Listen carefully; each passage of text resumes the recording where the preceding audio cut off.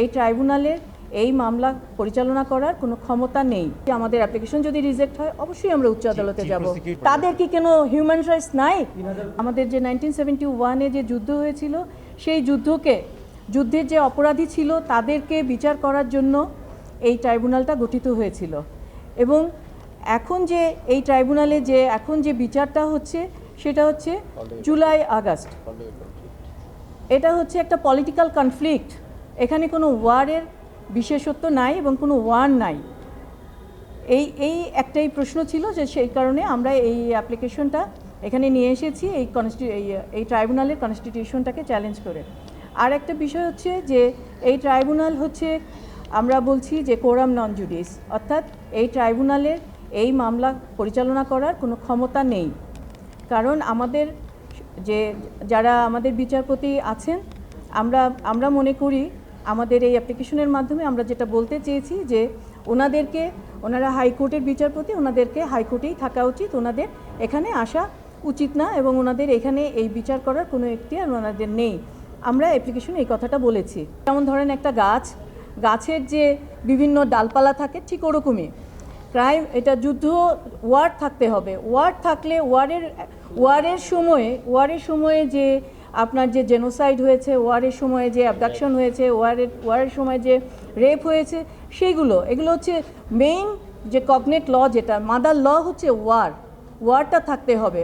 এবং এই ট্রাইব্যুনালটা এই কারণে আপনি যদি মনে করেন যে হ্যাঁ আলাদা করে আপনি বিচার করবেন, আমাদের দেশের যে প্রচলিত আইন আছে সেই আইনে কিন্তু অলরেডি এই বিষয়গুলো নিয়ে কিন্তু মামলা হয়েছে এবং মামলা কিন্তু চলমান।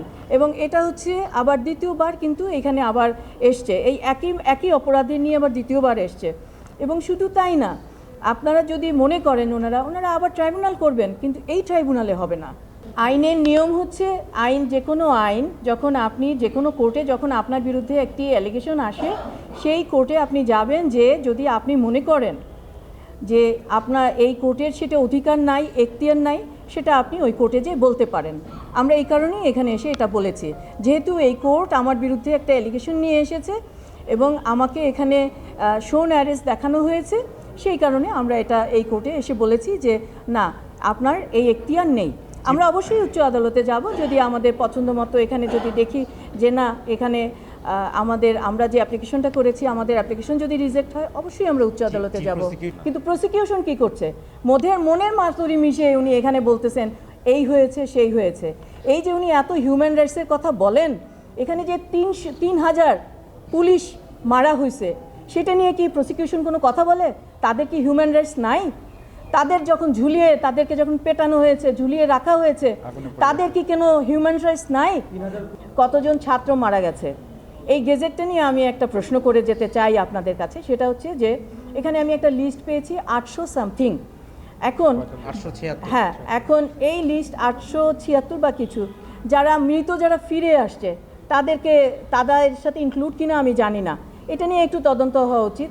আর সেকেন্ডলি আরেকটা বিষয় হচ্ছে যে আমি এই যে রিপোর্টটা দেখেছি, সেখানে গেজেটে যেমন মারা গেছেন যিনি, ওনার বয়স কত বলা নাই, উনি ছাত্র কি, ওনার প্রফেশন কি বলা নাই, উনি কোন কারণে মারা গেছেন বলা নাই, ওনাকে কোন হসপিটালে উনি মারা গেছেন বলা নাই।